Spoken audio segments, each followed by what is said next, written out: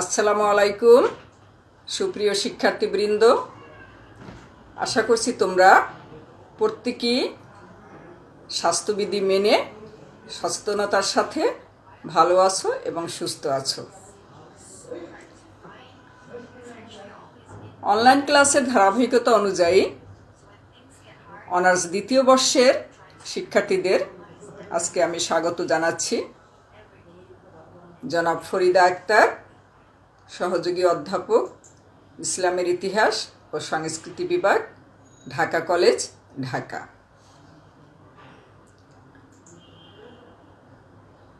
তোমাদের নিশ্চয়ই মনে আছে আমরা গত ক্লাসে বিশ্ব সভ্যতার ইতিহাস থেকে যে টপিকটা ছিল সেটা ছিল ফিউডালিজম, সামন্ততন্ত্র। সামন্ততন্ত্র সম্পর্কে আমরা অনেক কিছু জেনেছিলাম। সামন্ততন্ত্র মূলত হলো ভূমিকেন্দ্রিক একটা শাসন ব্যবস্থা, প্রশাসনিক ব্যবস্থা।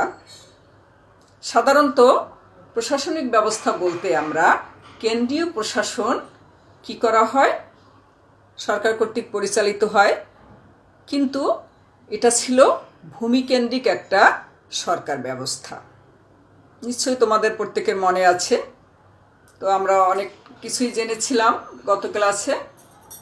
আজকে আমরা জানব সামন্ততন্ত্রের বৈশিষ্ট্য। যে এই যে ফিউডালিজম ছিল, ফিউডাল লর্ডস ছিলেন, তো ফিউডালিজমের কি কি বৈশিষ্ট্য ছিল? তো ফিউডালিজম বলতে বা সামন্ততন্ত্র বলতে আমরা মূলত বুঝি ভূমিকেন্দ্রিক সরকার ব্যবস্থা। এখন এই যে ফিউডাল লর্ড বা সামন্ত রাজা, এটা কি করেছিলেন?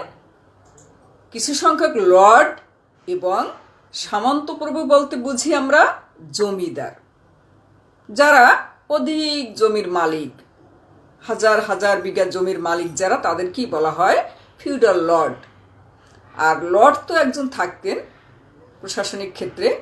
তো এরা এতটাই ক্ষমতাশালী হয়েছিল যে সাম্রাজ্যের অর্থনৈতিক অবস্থাটা সম্পূর্ণ তারা নিয়ন্ত্রণ করতেন। প্রশাসনিকের পাশাপাশি আমরা দেখি অর্থনৈতিক ব্যবস্থাটা সম্পূর্ণ তাদের হাতে ছিল।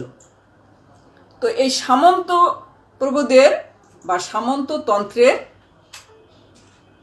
বৈশিষ্ট্য ছিল মোট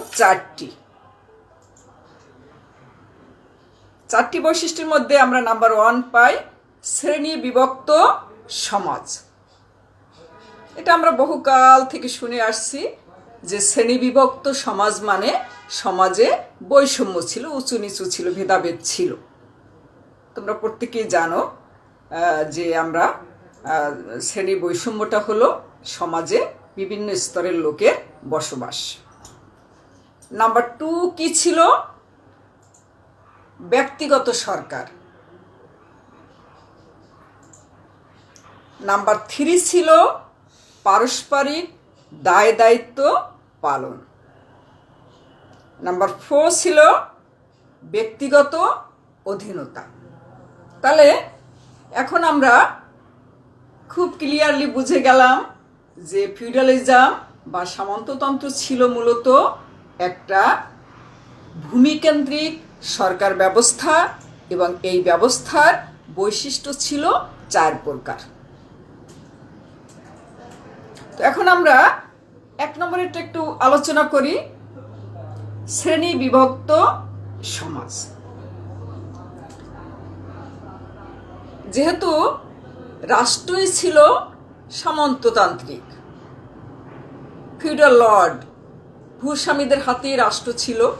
তারা রাজনৈতিক ক্ষমতা, প্রশাসনিক ক্ষমতা, অর্থনৈতিক ক্ষমতা, সব কিছুর ক্ষমতার উৎস, সব কিছু ক্ষমতার মালিক, শাসক, শোষক, যাই আমরা বুঝি সব কিছুই ছিলেন এই ফিউডাল লর্ডরা। তো নিশ্চয়ই সমাজে শ্রেণীভেদ থাকবে। এক নম্বরের বৈশিষ্ট্য ছিল শ্রেণীবিভক্ত সমাজ। তো এই শ্রেণীবিভক্ত সমাজের এক নম্বরে কি ছিলেন? যাজক শ্রেণী। যাজক কথাটার সাথে কিন্তু তোমরা খুবই পরিচিত। যাজক মানে হলো ধর্মযাজক।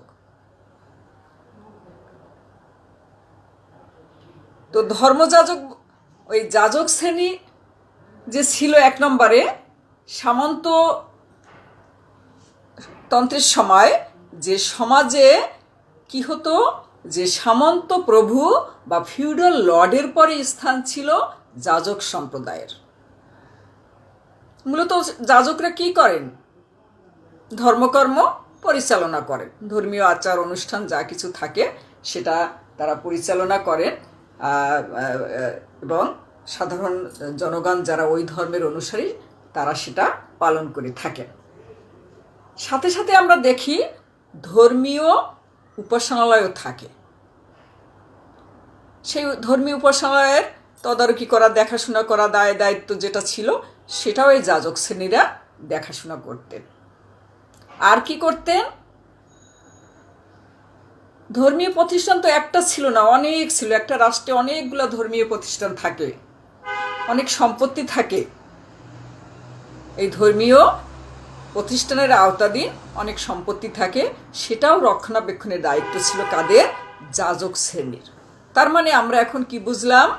যে রাষ্ট্রে লর্ড এবং সামন্ত প্রভুদের পরের যে জায়গাটা দখল করেছিলেন তারা কারা? তারা ছিলেন যাজক সম্প্রদায়। ক্লিয়ার? আমি আশা করছি তোমরা বুঝতে পারছো।